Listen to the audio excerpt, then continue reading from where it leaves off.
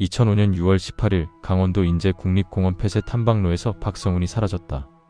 여자친구 정아린만이 공포에 질린 채 산을 내려왔고 성훈의 흔적은 그 어디에서도 발견되지 않았다. 20년이 지난 지금 동생 박민재가 형의 마지막 발자국을 따라간다. 안녕하세요. 오늘도 방문해주셔서 감사합니다.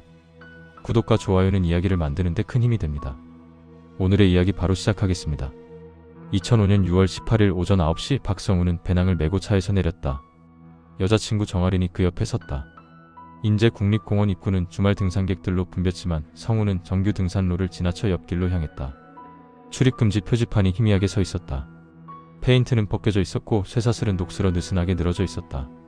하린이 멈춰섰다. 성훈은 뒤돌아보며 손짓했다. 하린은 망설였지만 결국 그를 따라 폐쇄된 구역으로 들어섰다. 숲은 빽빽했다. 나무들이 햇빛을 가렸고 공기는 차갑고 습했다. 발밑에 낙엽이 바스락거렸다. 새소리가 들렸다가 사라졌다. 성훈은 익숙한 듯 앞서 걸었다. 그는 이 산을 여러 번 왔었다. 폐쇄 구역이라 해도 위험하지 않다고 믿었다. 하린은 그의 뒤를 따르며 주변을 살폈다. 길은 좁았고 풀이 무성했다. 관리되지 않은 지 오래된 흔적이었다. 10분쯤 걸었을 때 성훈이 물병을 꺼내 하린에게 건넸다.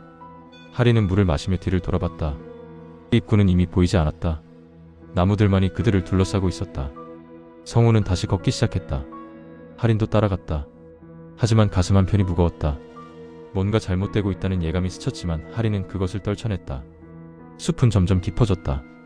나무들은 더 빽빽해졌고 하늘은 거의 보이지 않았다. 길은 가파라지기 시작했다. 성훈의 발걸음은 여전히 자신감 있었지만 하린의 숨은 점점 가빠졌다. 그녀는 때때로 멈춰서서 숨을 고르며 주변을 둘러봤다. 나무 사이로 무언가 움직이는 것 같았지만 자세히 보면 아무것도 없었다. 바람에 흔들리는 나뭇가지일 뿐이었다. 성훈이 앞에서 손을 흔들었다. 하린은 서둘러 그를 따라잡았다. 두 사람은 말없이 계속 걸었다. 숲의 고요함이 점점 더 짙어졌다. 오전 10시 30분 GPS 신호가 끊겼다. 성훈이 휴대폰을 들어 올렸지만 화면에는 권역 외표시만 떴다. 하린도 확인했다. 마찬가지였다. 성훈은 개의치 않았다. 길만 따라가면 된다고 생각했다. 하린은 말없이 고개를 끄덕였지만 불안감은 커졌다. 주변이 너무 조용했다. 새소리도 바람소리도 들리지 않았다. 숲은 숨을 죽인 듯 고요했다. 성훈이 손가락으로 앞을 가리켰다. 나무 사이로 낡은 건물이 보였다. 정자였다. 지붕은 기울어져 있었고 기둥은 이끼로 뒤덮여 있었다.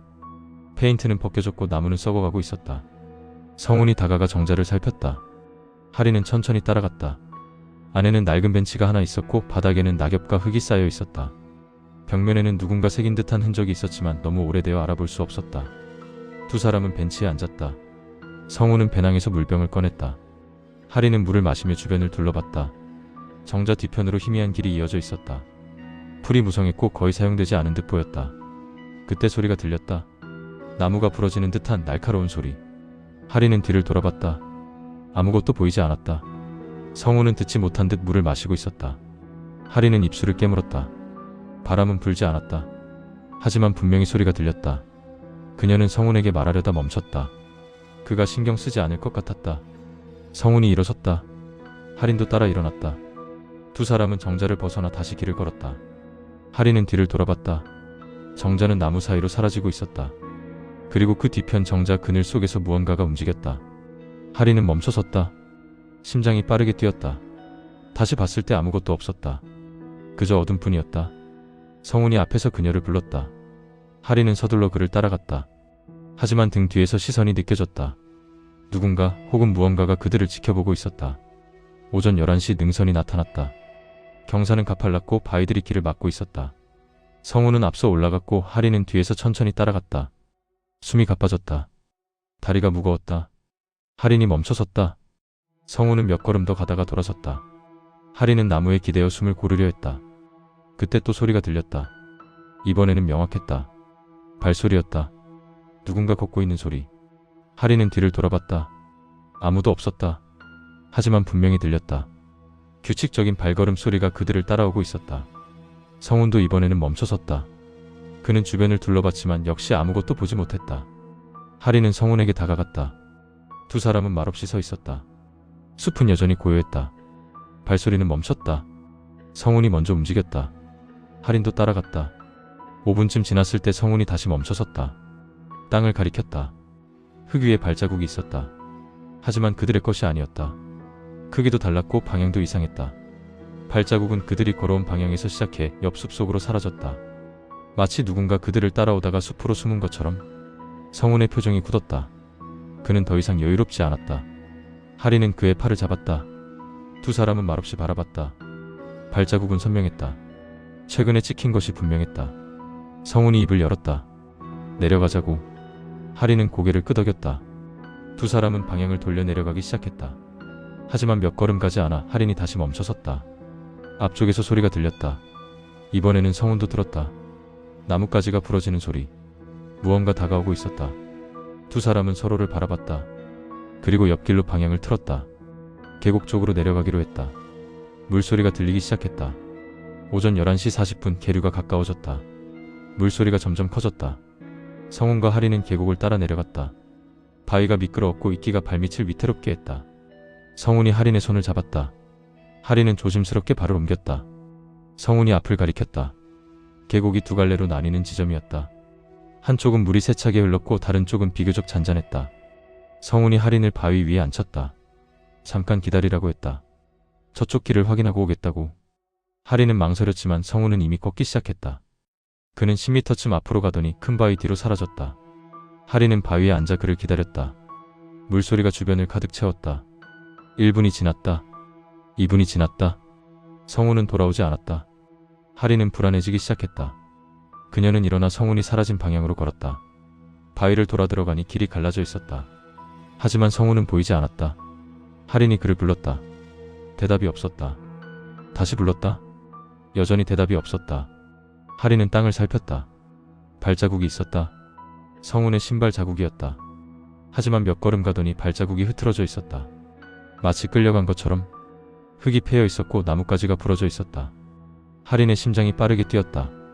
그녀는 주변을 뛰어다니며 성훈을 찾았다. 하지만 그는 어디에도 없었다. 물소리만이 계곡을 가득 채웠다. 하린은 휴대폰을 꺼냈다. 여전히 신호가 없었다. 공포가 밀려왔다. 숨이 막혔다. 손이 떨렸다. 하린은 뒤를 돌아봤다. 숲이 그녀를 둘러싸고 있었다. 그리고 그 어둠 속에서 무언가 움직이는 것 같았다. 하린은 더 이상 머뭇거리지 않았다. 그녀는 계곡을 따라 뛰기 시작했다. 뒤도 돌아보지 않았다. 오후 1시 10분 하린은 중턱에 도착했다. 숨이 턱까지 차올랐다.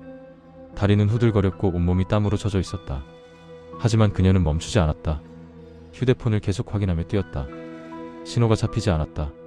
하린은 계속 내려갔다. 나무에 부딪히고 바위에 걸려 넘어졌지만 일어나서 다시 뛰었다. 그리고 드디어 신호가 잡혔다. 하린은 즉시 112에 전화를 걸었다.